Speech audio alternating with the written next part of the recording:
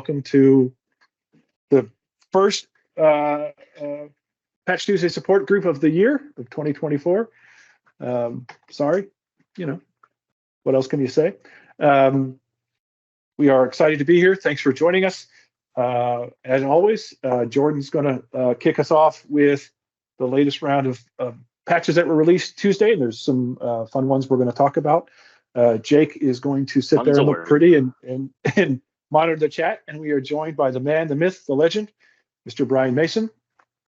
He is going to bring to us some truth about MMS, which is a wonderful conference that many of us have attended for quite some time. We're also going to give away a ticket to MMS, including hotel. The way that's going to work is that you're going to be forced to listen to Jordan and me. Again, I apologize. And then before Brian starts, that's Mr. Mason, I should say, we're going to throw a link out there for you to register.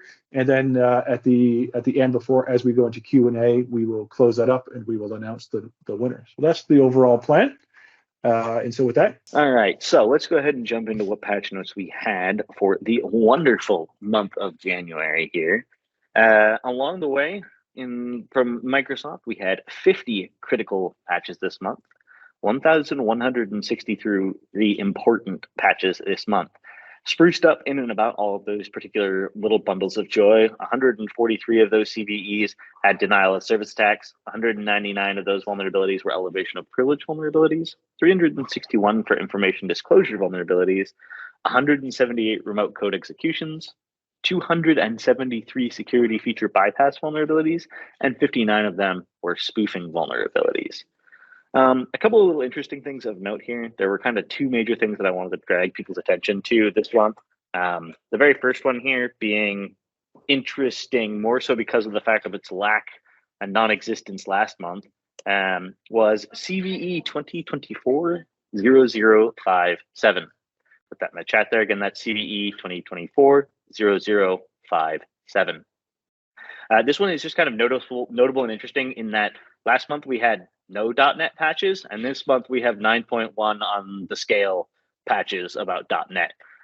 So everything that was all fine and hunky-dory last month in .NET, apparently this month is terrible and awful, and we should all patch it and fix it. Most of the vulnerabilities after skimming them seemed not like things you would run into too often unless you're focused more on the development side. It's mostly focused on the generation of certificates along the way. Something to just kind of be aware of behind the scenes for that. The second major vulnerability that I wanted to talk about, and it's probably going to take, a pretty good, decent chunk of the rest of the time to talk about here, is this joyful little thing called CVE 2024-20666. I'm going to go ahead and post that in the chat here as well, and I'm sure that Brian will be delighted to post yet another link here. Yep, there it is. What do you know? This particular vulnerability is one that I feel like this keeps coming up. I feel like we keep talking about WinRE problems over and over again lately, and issues in boot images in general. This particular one is to do with the recovery sector. And this is a patch that is applicable specifically to the recovery partition. Now, the problem is that at the time when this patch came out, most people were in one of two situations. One, they had very small recovery partitions on their Server 2022 servers or their Windows 10 or 11 machines. Or two, they didn't have them because they were needing to delete them so that they could extend the drive. Because if you have work in virtual land and you need to extend a drive, well, you can only extend the drive that is at the end of the disk. And if your recovery partition is at the end of the disk, you can't extend it. So there is going to be a massive amount of confusion going along with this. Now, this was further compounded by if you went and tried to install it, it would just fail, and it wouldn't give you any type of useful information as to why it would fail along the way. So it took probably a good 24 hours before people started kind of piecing together the bits and pieces on why and what was going on with it. Now, I can say I have tested on Server 2022 as well as on Windows 11 that if you follow the steps, there is a prescriptive article, and I will go ahead and share a link to it here in a second, unless Brian beats me to it again because he's better at typing than me apparently some days. No, copy and paste it. It's a special skill I have. I beat you to it this time. Or the recovery partitions at the start of it. That will be even more fun for you. the prescriptive process here that was provided on how to go along with removing the partition and recreating the recovery partition does work. You are able to create it, recreate it, expand it, and then the patch will install as expected. Now, what I have not tested is I've not tested some of the applicability rules for it to see, like, if you remove it, does the update become no longer applicable? Because, you know, there's no recovery partition. So if there's no recovery partition, there should be no vulnerability, right? No page not found, but yeah, totally. I don't know how to believe that. Let's Yeah, see. it is a Surely 404. there is somewhere. Somebody's provided it. I got it. You know why? It's because there's that extra parenthesis at the very end. Oh, yep. That would explain I it. gotcha. Can we just blame smart quotes for a hot second? I don't care what it was, but let's just blame smart quotes. That's fair enough. So we did see somebody here was able to say that they did not have a recovery partition and still got the error as well. So you may give a lot of users as well as a lot of patch statistics that kind of go haywire and wonky. Now, one of the things, Bryan and I were chatting about this a little bit before the meeting here, that has been kind of interesting about this. When this vulnerability came out, it has been linked to, and I will get the list of KBs here, a small plethora of KBs. The weirdness with these particular KBs that it has been linked to down through here, the one that is, I believe it was 34119, I believe was the one of them, and I will grab the other one here in a second. It was 34439, the one ending in 34439, as well as the one ending in 3441. I know for sure those are the Server 2022 and the Windows 10/11 patches for it. Those ones in particular don't show up where they're supposed to, ish. So when the updates came out, apparently, Bryan, I think you managed to score some better scoopage on this, I think, than I did. When it first came out, they appeared via the Windows Update service. So if you went out and checked Microsoft for updates, they all showed up and they started trying to install. However, they were not available via Windows Update, nor were they the catalog, like the actual catalog itself, nor were they available via WSUS at first. And I believe they still are not actually available, I don't think, at this point. Right, and the confusion came in because somebody at Microsoft copy-pasted the release notes, or the KB. Yep. So yesterday, the KB, as late as yesterday, 5 o'clock-ish, Eastern Standard Time Zone, the KB was like, hey, this is available through WSUS. And everyone's like, I don't see it in WSUS. It was never actually released. It was never released to WSUS, that according to Microsoft. It was a documentation error. If you go refresh that KB, you can now see that it says it's not in Microsoft. It's not in WSUS. It's also not directly available in the catalog. So if you look at those two KBs, if you go to catalog.microsoft.com or whatever the URL is, and you put in those KBs, you won't find it. You won't find the download. What you will find is, if you look for Safe OS dynamic updates, that's in theory where these are in, and you can find those for Windows 11, but you can't find them, at least, and Server 22, but I couldn't find them for Windows 10. So I don't know if you wanted to apply these offline, how you would do it. And I also want to just share, sorry, you can go. I just want to share that page for a hot second and make sure I do the right one. Because there's like three categories here. Windows 11 is part of the latest cumulative update. So Windows 11, and I think somebody said, hey, and I haven't heard anyone complain about Windows 11 partition sizes. And somebody earlier in the chat said, well, yeah, that's because it just resized the partition. If your WinRE partition is at the end of the drive, which is where Microsoft tells you to put it, although there's reasons people don't, but that's where they tell you to do it. If you put it there, it's fine in Windows 11. Yep. These other OSs, Server 2022 and Windows 10, and I guess Windows 11 21.2, I just see that now. Those are going to get delivered via, in theory, Windows Update, but they're not through WSUS and not through the catalog. Everything else, though, if you have any other stuff kicking around, Server 2016 and 2019 particularly come to mind, there is no patch. There is a vulnerability. They're just as vulnerable as Server 2022, but you have some bullshit manual process to go through on every one of those devices to update them. It's gross. I don't know if security, Brian. It keeps us with jobs there. Yeah, it's gross. So I just want to call that out. There's kind of like 3 layers. There's like Windows 11, which is part of the local cumulative update, and I really haven't heard any complain about it. There's Server 2022 and Windows 10. Okay, there is an update. It is vulnerable. You need to deal with it. And then there's like Server 2016 and 2019, which is just truly awful. Yeah. Well, and let's be honest, even the other one is still going to be truly awful because you're still going to have to manually redo it because the process that is that, like, without some high confidence code, you could probably do it, right? With some PowerShell to resize and redo it, right? But I don't know that the level of confidence that people are going to have with wanting to resize and rip out drives, especially across like production servers for anybody who still has like on-prem solutions and things like that. It's a scary proposition to be to blindly resize drives, kind of. Yeah, I mean, Mr. Mason, how excited would you be to repartition 80% of your environment, of your previous or current environment? I'm not sure yet.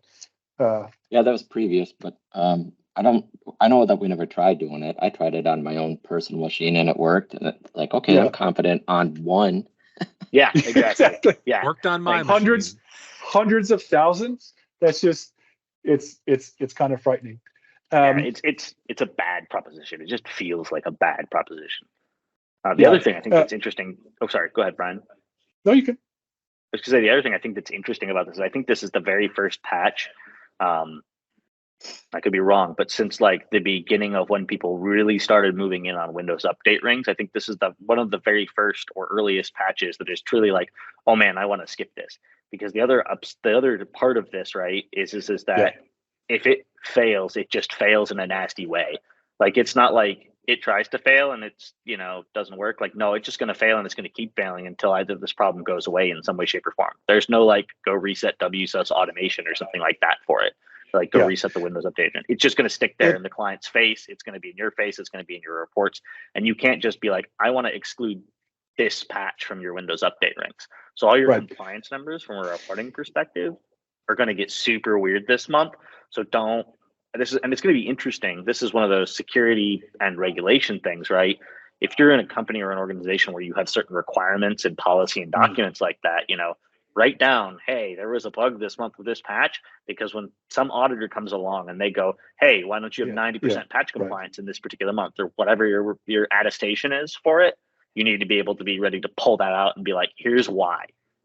Totally. Yeah. And just so everyone's aware, I was told that they did re-release those patches to Windows Update late last night to account for the amount of free space required to install.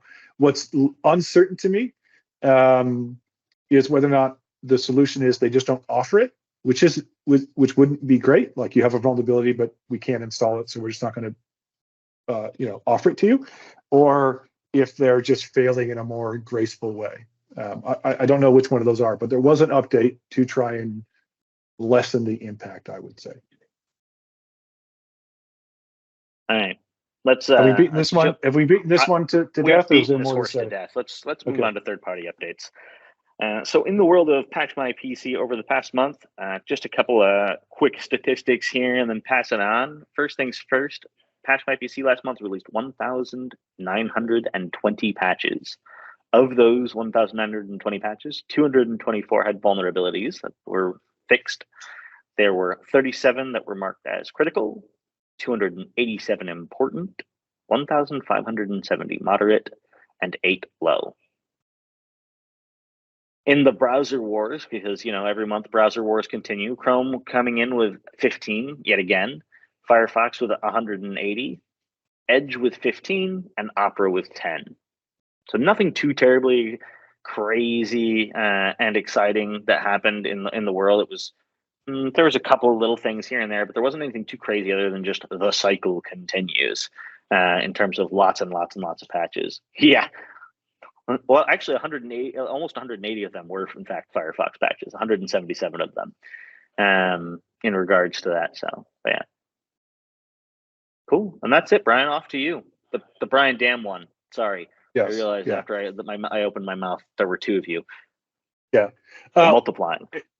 I was looking at my notes. One thing that I don't think we called out there on that whole WinRE thing is just remember that the vulnerability is a BitLocker vulnerability, right? And so like if you don't have if you have some VMs and you aren't BitLockering them, which you know, I don't take a stance on either way. Like this doesn't matter to you. It's not a problem. Well, I mean, like maybe you should BitLocker them for reasons, whatever. Again, I'm not telling you, just saying it's a BitLocker vulnerability. So you don't have BitLocker on those devices. It's not a problem. Also, if you don't have a Win, you know, if you just remove WinRE, it's also not a problem. So just those are one of those two things out there. So thanks, Jordan. We are going to slip over into some news. Kind of a light month, as you might imagine, in terms of like Intune and Config Manager releases. There is some stuff to talk about, but not a whole lot. But some interesting stuff did happen. This one I kind of include for the lulz because I can appreciate why half of you are thinking, you know, my brother in Christ, why are you talking about Exchange Server 2013? Well, here's the reason. There's apparently like roughly 30,000 instances of Exchange Server 2013 with Outlook web access open directly to the internet on the face of the planet, at least. I'm not surprised. That almost seems low. I'm not surprised at all. And you know, only 363 of those have .gov domains. So it's only. That's fair. So yeah, you know, if you have Exchange 2013 or you have a friend who does, tell them to please just stop. Go ahead and just stop that. This one I'm not going to talk at length. It's interesting if you're kind of it's an interesting hack. And on some levels is a bit of a nothing burger. I mean, it boils down to if you get domain admin, like you can do bad things, which is like, yeah, okay, duh.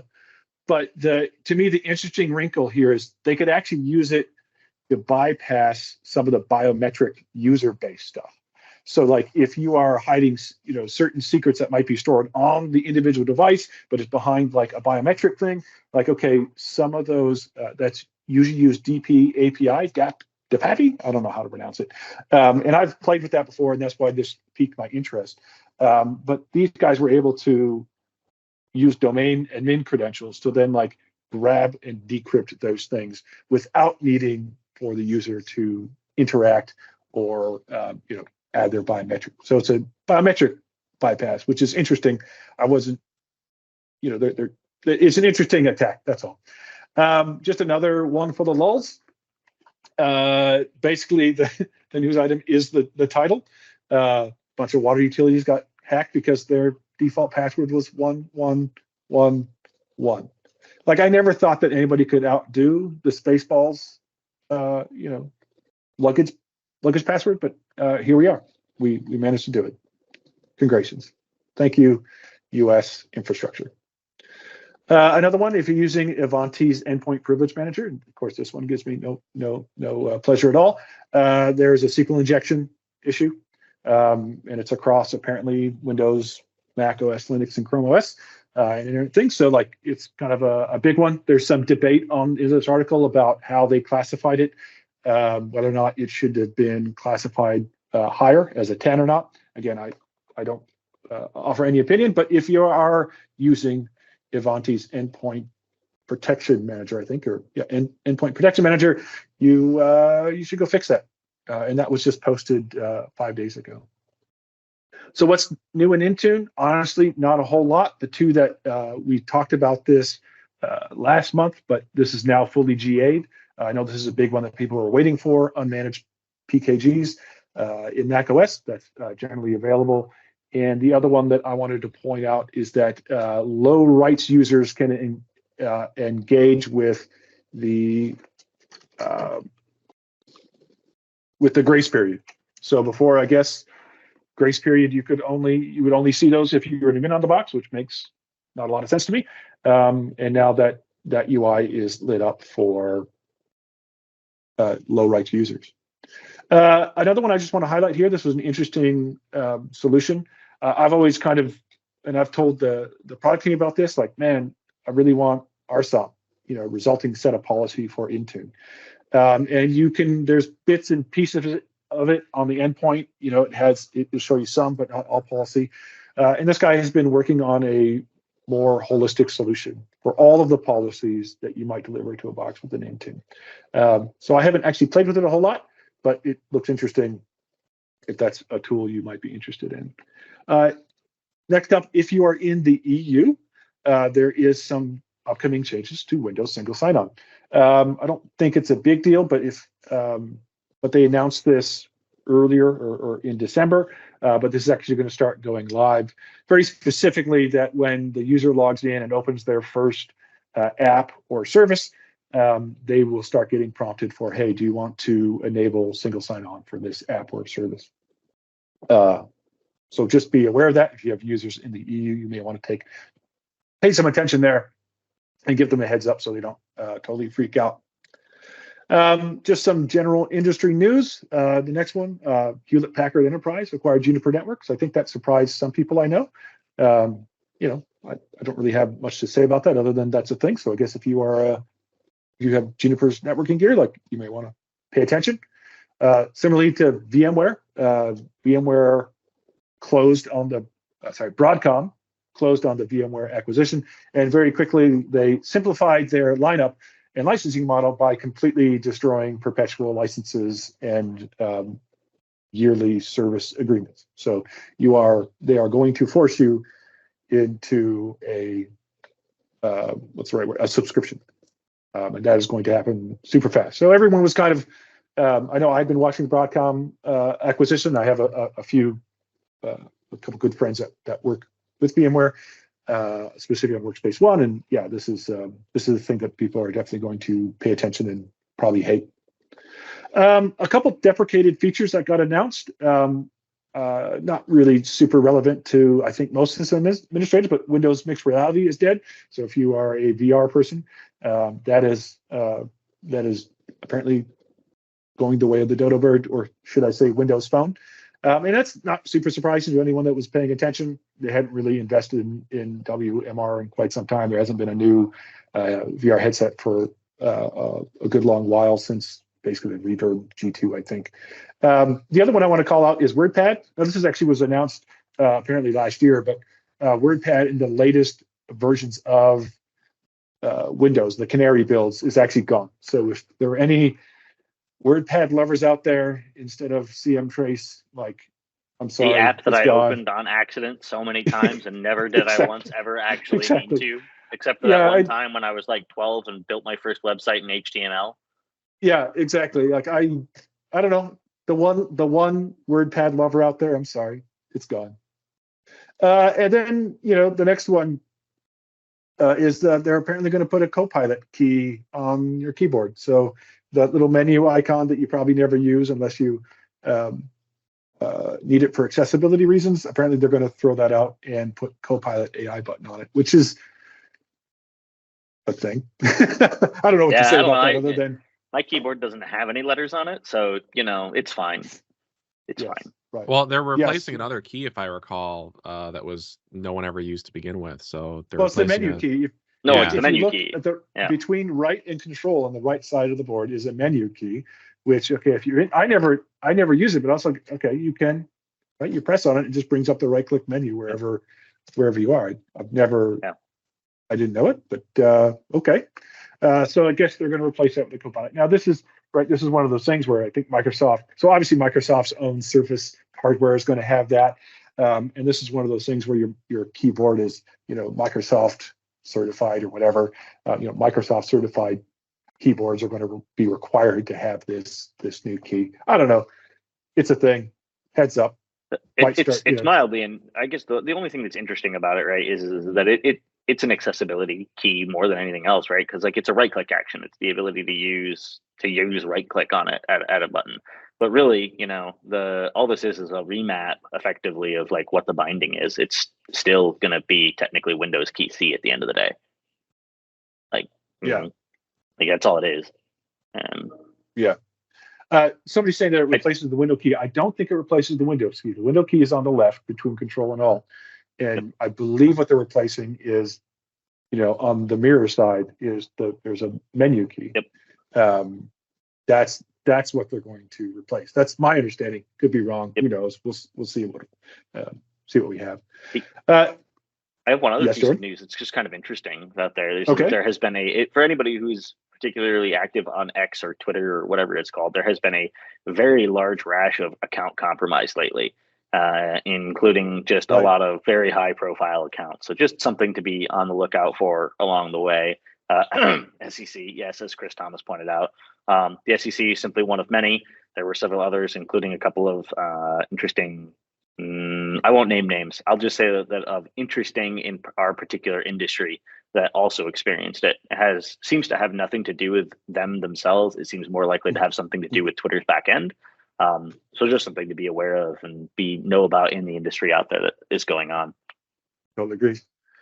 All right. With that, Jordan and I will finally shut up, much to everyone's pleasure and excitement. And I'm happy to have Mr. Brian Mason with us. I have Before that, I am going to go drop a link for the web or the actual giveaway for MMS in the chat. So make sure to sign up for that right away. Right. So be sure for that link. We are going to run this while Brian waxes eloquently about the thing that he and others have built. And at the end, before we go into Q&A, we will shut that off and we will announce the winner. So go ahead and click that link. And with that, I hand it over to you, Mr. Mason. Might want to repaste that link in every 5 minutes because people don't want to scroll up to the top. You missed. They have to one, work for it. Brian, they have to work it. Oh, what did I miss? The dual scan post from Ben is like the best post I've read in 6 months to a year. Yeah, that's a good call. I did mentally have that. Yeah, it's so, and just Jacob, go get the link for that, or Jordan if you can. Our own Ben Whitmore had a issue with dual scan, and he dug into it and came up with some a really cool blog post. Very specifically, what I loved in that, he actually showed us how to determine what the heck Windows thinks is supposed to be the primary source of updates, right? Like, and I had never seen that before. But he goes through and explains dual scan / scan source for Windows 11, and that right now it is kind of guesswork. I don't know. It's a crap show basically. It sounded kind of broken still. Yeah, it can be very specifically.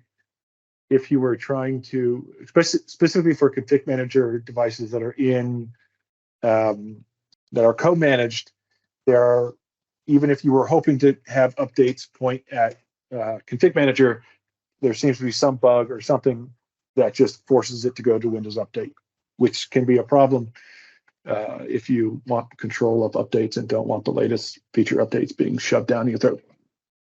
And that's interesting because when they first released dual scan, I don't know if you remember, but they did have that problem, and nobody knew why. Maybe all the guys who knew what the problem was have moved on to new jobs, and someone else just recreated it. Well, yeah, I mean, so for the history there, right? And you're right, Brian. Like what they did was they created this kind of secret thing, dual scan, and it got enabled by if you set a deferral at all. Right, they would enable dual scan, and when you did that, it wasn't announced. There was no name for that feature. It was just a thing that happened in an undocumented way, and that's why people got, I mean, rightfully so, all pissy about it.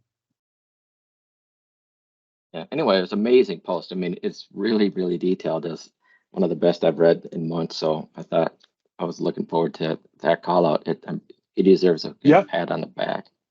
I agree, and thanks for calling me out because I did actually one night. I was like, "Oh, I should put that on that list," and then I got lazy and did. So thanks for keeping me honest as always. And while we're thanking people, thanks for having me, and thanks for sponsoring MMS. So we're going to talk about MMS. Patch My PC has been sponsoring them for years and years. I think for at least 6 years in a row, if not longer. I don't know. Probably since Patch started as a viable company. I don't know, but thanks for sponsoring, because your sponsorship helps make MMS happen. And you guys really do it really fun. Your booth is a real fun place to be when you're at MMS. You're always doing something for people. If not giving out ice cream, you're giving away the most amazing swag and such. So that's fun. So what is MMS? Can anybody want to just share the MMSMOA.com page? Brian just put it in the chat. Yep.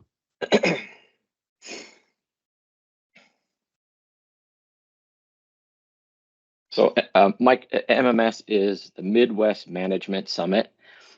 It's been going on for 10 years now. 2014 is the first time we did it. It used to be Microsoft Management Summit back in 2002 to 2012 or 13 somewhere. They stopped doing it. They decided to go bigger and go up, combine with Tech Ed. And I don't know if that even actually happened. Then they just decided to make Ignite. And to me, as a guy who went to a smaller conference, I was thinking this sucks because I need to see CM people. There was no Intune at the time, but I wanted to see CM people, and I couldn't find them. I was seeing Exchange people and stuff. You sit down for lunch, and it's like, well, this is a nice conversation, but I don't know much about Exchange, and they don't know much about CM. When MMS was smaller, you sat down at a table and you could strike up a conversation in 2 seconds. What are you doing? What exactly are you doing now? What's your trouble spots? And you could make really good friends instantly just having lunch with somebody. And that I missed. And that's stuff that we don't get when we do virtual sessions like this right now. We're not sitting next to each other, and we're not going to have little chats after this. Those things happen at in-person events. And so the user groups that are out there that are still running are like little mini versions of MMS. So if you've been to a user group, you've been to a small version of MMS. MMS is just a little bigger. We cap it to 750 people. And, there's pressure in the early days. Can't you just go bigger? What about a new location? It's like, okay, we won't do that. We'll just have 2 a year then. So if you can't get to the first, go to the second, because we just don't want a big conference. It's not fun walking around in line, waiting for coffee, and you're sitting there for, I'm going to miss my session because I want to get some coffee. Big conferences are a pain. So personally, we just pushed for it on our own, created it. It was a pretty good success of the year one. And then we came up with like our own formula of what we always wanted to do that the old MMS wouldn't let us do. Things like having 2 speakers all the time is something I love because you get banter going back and forth. I mean, just like this conversation that we're here right now, if there's one guy on here dictating everything, it'd feel a little sanctimonious, like this is the biblical truth of how something's written. When you have multiple people talking, you get opinions, you get people who differ with each other, and that's fun. So even if you're watching a session on BitLock or something like that, if you see 2 speakers kind of argue or say, like, I just don't do it that way, that's gold to you because you realize there isn't one perfect solution to get something done. Whatever works for you at the end of the day is what you're there for and you're looking for. So we like to have 2 speakers, and that was kind of like a mainstay of MMS. And the other one was, well, there's a lot of things that we've done to make MMS fun, but the other big one was at old MMS, that the speaker would get done and people would crowd the stage and rush up there and try to ask a question. They might get it answered, but nobody else is going to hear it. So that Q&A time is kind of lost. So what we do is split that time, go for very long sessions, and half of it is the speakers talking. The other half is just you being able to ask every question in the world.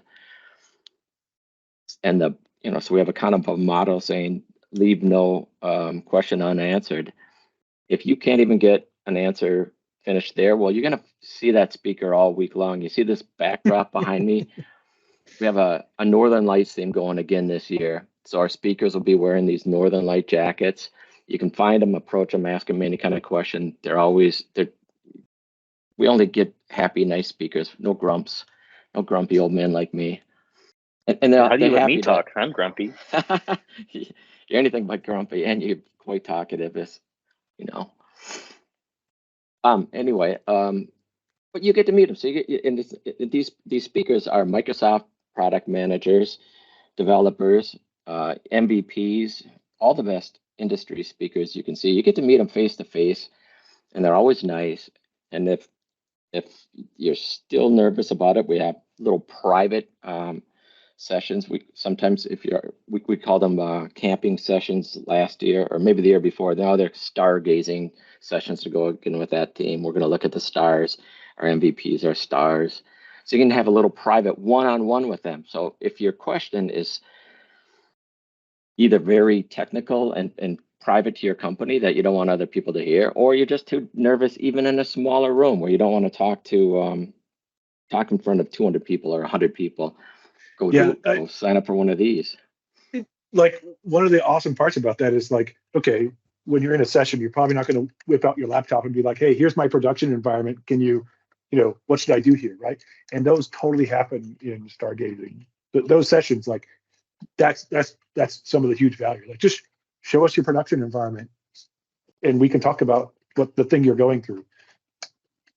I'm not saying I'm going to push enter. I'm not going to push the enter key for you, but, like, it's just the kind of thing you could do in that scenario that you just wouldn't do when there's 200 people in the room, right? Like, yeah, like that. Yeah, totally. Like, there's been the number of, like, small SQL issues that have gotten fixed. I mean, I think I saw Chris just mentioned here with, like, Sherry Garth. Like the number of times is, like, I'll never admit that I said it, but, like, there are a lot of little things of, like, fixing things, right, that just happen in commandments that otherwise are problems that have, like, hung out for 6 months or a year in your environment that just get fixed.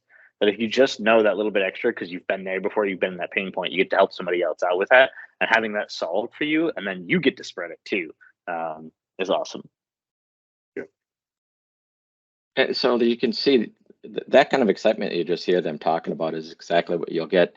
There's nobody's going to be like, I'm not going to look at your environment. I would have to charge you for that. They're going to give you free advice for your 20 minutes. You get to sign up for 20 minutes at a time. It's short enough to just say hello. Even if you don't have a question and you think these guys are rock stars, you can just go in there and say, thanks for all the times you've helped me. You don't have any idea what you've done for my career. You get to do something like that, meet your hero. So there's that kind of aspect to those little private sessions. So where are we with MMS right now? This is our 10th year. It's in May. It's May 5th. I don't know when it is. May 5th. It seems like you should know when it is, Brian. I should know. Yeah, everybody in this room, I feel like you're in fact the one most qualified to know. May 5th through 9th. Right. So the 5th is the welcome reception. If you've been there before, what we're gonna do the same kind of welcome reception we did last year, where we use all the rooms. You walk around, you mingle, you get some food, some apps, meet your speakers for the first time, meet the sponsors. Each room will have a little theme. One might be a music room, one might be games, whatever. I'll bring the Super Smash Bros. Again. Don't you worry. Then during that Sunday, you might come in early. We try to arrange stuff like escape rooms or laser tag or golf, mini golf, so you can, or even frisbee with Wally, things like that, just to try to get you to network with some peers. People you might not have ever even met before in your life. These could end up being friends for years to come, just because you started networking and you see them all week and you have someone to talk to. So we think about that networking as much as anything else at this conference. I think of it as a networking conference as much as a tech conference. So where are we? We have 251 people signed up so far today. That's the paid people. That's not including speakers and sponsors. But again, that'll all end up being capped to the 750. Registrations come in so fast this time of year because the budgets have just opened up that probably my count is even off right now. What it's not off on, though, is it's 12 people for our second event at the end of the year have signed up so far. That's the Flamingo edition in Fort Lauderdale, and that's in October. So if you want to spend October under palm trees, you can go look at our Miami page on our website and kind of get a feel for what that will be like. That early bird rate on Fort Lauderdale is going to end, I think, on the 15th Monday. So if you're thinking about going to that second event, you might want to hurry up and book now, because that's $500 off, which is a lot. All the discount codes are already used up for the regular MMS. We're well into the busiest time of scheduling, which is the funnest part. Trying to schedule 2 people across like 2 speakers for each slot across the rooms and people. I know that's the part you look forward to every year, I'm sure. It's pretty brutal. So we've just, I think we made them public. So we have at least 60 speakers now mentioned, selected out there. We have not, I think we even published some last night, did we? Great. Yeah, I see the speakers page on Sketch got updated. I'll link that in the chat. Awesome. What about the sessions? Did they get published? No, it's just the welcome reception is listed right now. Oh, that's a blow. I'll have to see what. Great. We'll probably you'll see this fill out today. I think we got about 79 sessions I went through yesterday. One last look on them to make sure that they're clean in English. They are clean in English. So sometimes our speakers just can't spell. They don't know anything about grammar. And I spent a lot of time doing that manually. We threw it through AI this year, and it came out beautiful. I mean, all I did was shorten some titles. It makes us look really, really good. So watch for that today. I think we'll see like about 80 sessions pop up in that. But with speakers, you get a good look right there. All the speakers are posted, and this isn't the complete list. There will be a few more added, but some of these are known regulars, or some are brand new. They've never spoken before or just once. So a lot of you might be meeting them for the first time, but they're all I'm really excited about this crowd. It's like all good friends and some people I've never even met. This Morten Knudsen, I don't know him, but all I know is he's got an email signature that's got about 500 certifications on it. I mean, it's like, okay, I just got to meet this guy. And then he's a diver or something like that. So I'm excited to meet him. These are all like really fun, good people. The kind of sessions that we have are, CM, Intune, AVD, Windows 365. I'm saying all those right off the top of my head. I heard there was going to be some more Azure sessions too. Is that? Haha. Well, there are, and there's some so weird I don't even know what they mean. So I think maybe if for someone who's deep tech like you on Azure, you'll be excited for them. Me, I'm still trying to figure out what they even mean. 92 sessions in there now so far. A comprehensive guide to Azure Functions, Azure Automation, and Logic apps. There's stuff like that. Just plenty of that. Plenty of PowerShell sessions, DevOps,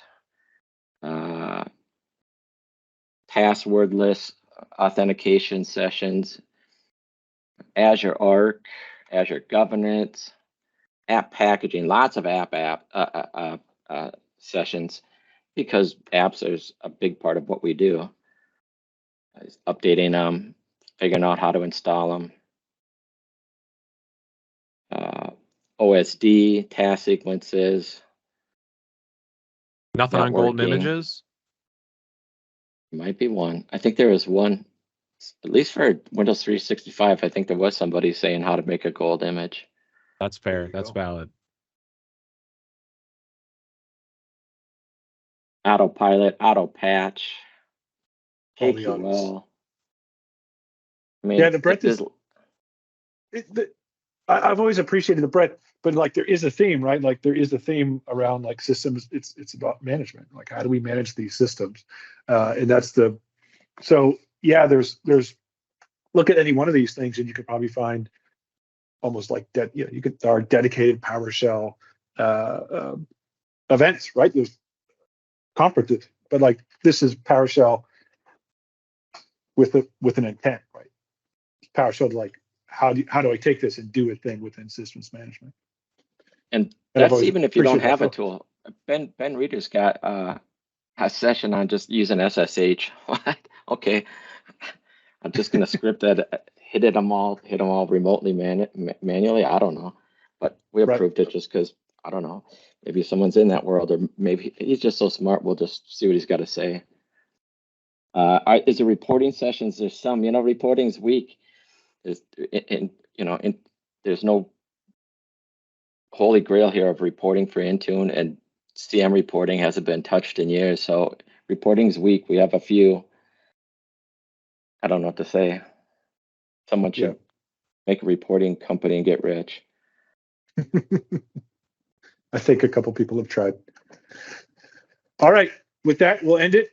This will show up on YouTube the next day, or maybe Monday, depending on how it is. I want to thank Mr. Mason for joining us. Thank you, sir. I look forward to seeing you in person, and I think later this month, if you're going to be at Twin Cities month, or whatever. I'll be. Okay. And for the rest of us, see you in May.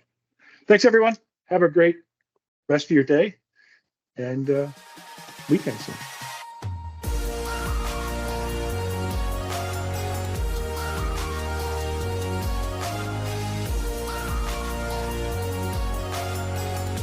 Go away, Jordan. Okay. I said go away. I meant you take away. I'm out. See you Let later. it go. Off to a great start. I don't know. Well.